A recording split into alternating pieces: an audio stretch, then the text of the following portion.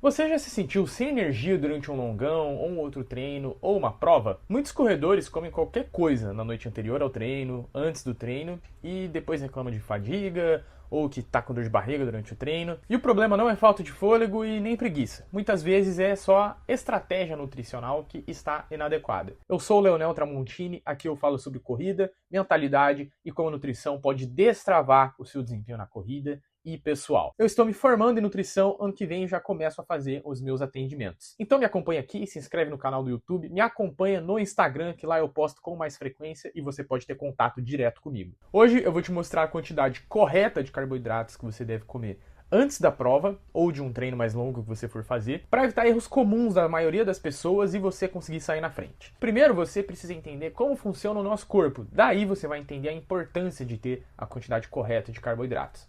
A nossa principal fonte de energia durante a corrida é o glicogênio muscular. O glicogênio muscular nada mais é do que um monte de carboidrato acumulado. Você tem um carboidrato, você começa a acumular um monte, e daí você forma o glicogênio.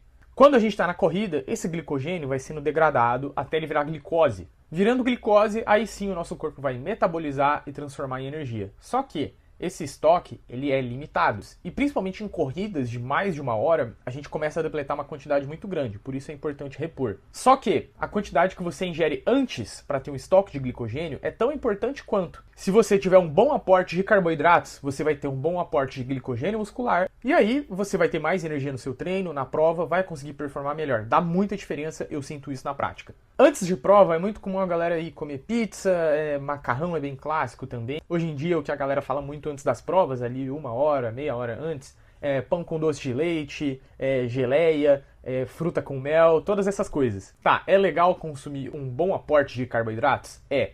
Só que a probabilidade de você chegar à quantidade ideal só focando nessa refeição, antes da prova ou na noite anterior, é muito baixa. E mais, o excesso de fibras e gorduras, por exemplo, se você come com muita salada ou se você come uma pizza que é muito gordurosa, tanto as gorduras como as fibras vão atrasar a absorção dos carboidratos. E aí, às vezes, você pode se sentir um pouco pesado no outro dia, pode te dar um desconforto gástrico. Corrida já dá dor de barriga. Se você comer errado, então, você vai ter que fazer um pit stop no banheiro. Então, só comer a pizza na noite anterior, ou macarrão, ou só o pão com doce de leite de manhã antes da prova ou do treino, sinto muito. Eles não vão te ajudar muito. Desculpa se eu estraguei seus sonhos. Eu sei que comer pizza antes de prova é muito gostoso, mas tem que ser feito com estratégia. Então, como resolve isso? Eu vou te ensinar aqui as quantidades ideais de carboidrato, tanto para fazer uma estratégia chamada supercompensação de carboidratos, quanto você deve comer antes da prova ou do treino, e quanto ao índice glicêmico dos alimentos. Então vamos falar primeiro da supercompensação de carboidratos. Quando você está numa rotina exaustiva de treinos, a supercompensação é mais interessante. Porque os treinos eles vão depletando o seu glicogênio muscular. E aí você tem uma prova e você precisa repor. Então, a supercompensação é uma estratégia válida. Atualmente não se tem muitas evidências científicas sobre, mas é uma estratégia muito usada e pode sim beneficiar os atletas. Então, entenda o contexto em que você está. Se você tem um longão muito importante para fazer ou uma prova e está numa rotina exaustiva de treinos, a supercompensação é muito válida. Tá? Então, entre 1 a 2 dias antes, você deve ingerir entre 8 a 12 gramas por quilo de peso corporal de carboidratos. Então, você vai pegar o seu peso, vai multiplicar por 8 ou por 12, e aí vai dar a quantidade que você deve ingerir. Então, por exemplo, um atleta de 70 quilos deveria ingerir entre 560 a 840 gramas de carboidrato nessa supercompensação. Só que, eu já adianto, é uma quantidade muito, muito absurda de comida. Você também tem que avaliar a sua tolerância gástrica.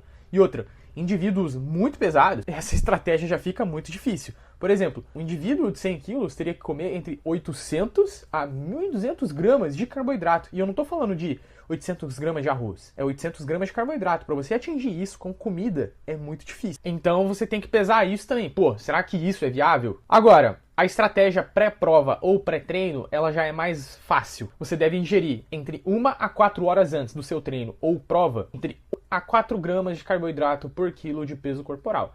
Então, novamente, dando o exemplo do indivíduo de 70 quilos. Entre 70 a 280 gramas de carboidrato. Essa quantidade já é mais fácil de atingir. Ah, Léo, mas que tipo de carboidrato deve ser o pão? É doce de leite? É mel? É banana? Qual que é o melhor? Quanto ao índice glicêmico, o que a gente tem de evidência hoje é que não tem muita mudança no seu desempenho. O que a gente tem que avaliar é a possibilidade de dar dor de barriga durante o treino.